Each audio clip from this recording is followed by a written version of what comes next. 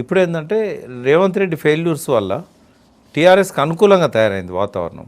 సిటీలో హైడ్రా వల్ల, మూసి తొలగింపుల వల్ల ఇంటలెక్చువల్స్ కూడా హేట్ చేసే పరిస్థితి వచ్చింది. కాబట్టి స్వయంకృత అపరాధం రేవంత్ రెడ్డిది.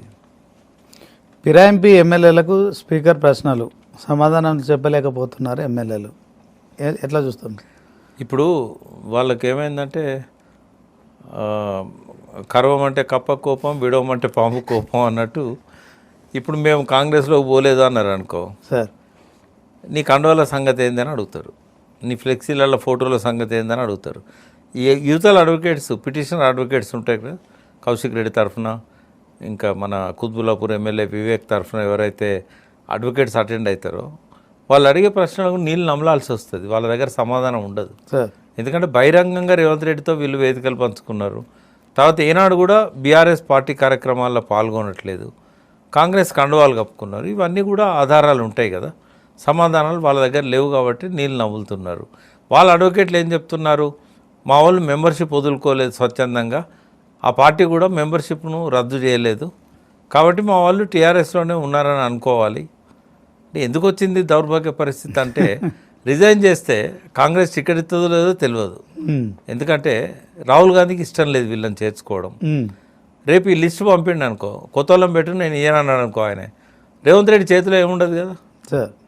కాబట్టి ఎటు కాకుండా ఆగమైపోతారు వీళ్ళు. ఇండిపెండెంట్గా పోటీ చేస్తే ఎవరు గెలవరు, కాంగ్రెస్ నుంచి పోటీ చేస్తే కూడా గెలిచే పరిస్థితి లేదు. బీఆర్ఎస్ టికెట్లు ఇచ్చే పరిస్థితి లేదంటారా? బీఆర్ఎస్ ఎవరికి ఇవ్వదు.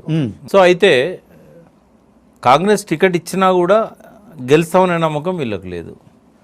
ఇప్పుడు శత్రువు కదలికల నుంచే అవతలి వ్యక్తి తన బలాన్ని అంచనా వేసుకుంటాడు. వీళ్ళు ఈ రకంగా స్పీకర్ దగ్గర సర్కస్ ఫీట్లు చేస్తే జనానికి ఏం మెసేజ్ పోతుంది అంటే వీళ్ళు గెలవమనే భయంతోనే వీళ్ళు ధైర్యం చేయట్లేదు, అబద్ధాలు చెప్తున్నారు. అందరికీ తెలుసు, ప్రజలకు, మీడియాలో కూడా అందరికీ తెలుసు, మీడియా చూపెట్టింది కూడా వీళ్ళు కాంగ్రెస్ తీర్థం పుచ్చుకున్నది. పోచారం శ్రీనివాసరెడ్డి ఇంటికి రేవంత్ రెడ్డి పోయి స్వయంగా ఆహ్వానించాడు. దానం నాగేందర్ స్వయంగా ఎంపీ కంటెస్ట్ చేసిండు బీఫామ్ కాంగ్రెస్ది. ఎట్లా నమ్మించగలుగుతారు వీళ్ళు ప్రజల్ని? ప్రజా కోర్టు అనేది ఒకటి ఉంటుంది, నీకు శిక్ష వేసేది ప్రజలు. రియల్ శిక్ష అనేది కోర్టులు విధించవు, రియల్ శిక్ష ప్రజలు విధిస్తారు. వాళ్ళ శాశ్వతంగా ఇప్పుడే కాదు, రాజకీయ జీవితానికి ఫుల్ స్టాప్ పట్టేట్టు. ఒక్కొక్కరు ప్రకాష్ గౌడ్ లాంటి వాళ్ళు, పోచారం లాంటి వాళ్ళు 3 సార్లు 4 సార్లు గెలిచిన వాళ్ళు చేసిన ఈ పొరపాటు వల్ల ఇప్పటికైనా మేము తప్పు చేశాము, మమ్మల్ని క్షమించండి, మేము కాంగ్రెస్ తీర్థం పుచ్చుకున్నది వాస్తవమే, మీ దగ్గరికి మళ్ళీ వస్తున్నాం, గెలిపిస్తే సంతోషం, గెలిపించకపోయినా కూడా మా తప్పు వల్ల మేము బలైనాం అనుకుంటాం అని చెప్పి ప్రజల దగ్గర పోయి మొత్తుకుంటే మన సింపతి వస్తుందేమో. కానీ అబద్ధాలు చెప్తే ప్రజలకు కోపాలు వస్తాయి. అదే అంటే మీరు చెప్పిన థీమ్తోనే కేసీఆర్ దగ్గరికి వెళ్తే ఇంకా బాగుంటుందేమో కదా సార్? ఆయన ఒప్పుకోడు వీళ్ళను. ఎందుకంటే ఇలా అంత దౌర్భాగ్య పరిస్థితిలో బీఆర్ఎస్ లేదు. ఇవాళ ఎవరు నిలబెట్టినా గెలిపించుకోగలిగిన పరిస్థితి ఉన్నది. అది కూడా రేవంత్ రెడ్డి యొక్క అసమర్థత వల్ల. అంటే ఇప్పుడు వాళ్ళు మేము బీఆర్ఎస్లో ఉన్నామని చెప్పి స్పీకర్కి చెప్తున్నారు కదా, దీన్ని ఎట్లా చెప్తే ఏమైందంటే స్పీకర్ వీళ్ళు బీఆర్ఎస్లో ఉన్నారని చెప్పి తీర్పిస్తాడు. తర్వాత సుప్రీంకోర్టుకు పోతుంది దాని మీద. పోయినప్పుడు ఈ ఆధారాలన్నీ అక్కడ చర్చకు వస్తాయి, ఏం జరుగుతుందనే చూడాలి. బట్ కాలయాపన మాత్రం జరుగుతుంది. ఇప్పుడప్పుడే వాళ్ళకు వచ్చే ప్రమాదం లేదు. స్పీకర్ రేవంత్ రెడ్డి కాదని వీళ్ళని డిస్క్వాలిఫై చేస్తాడని నేనైతే అనుకోవట్లేదు.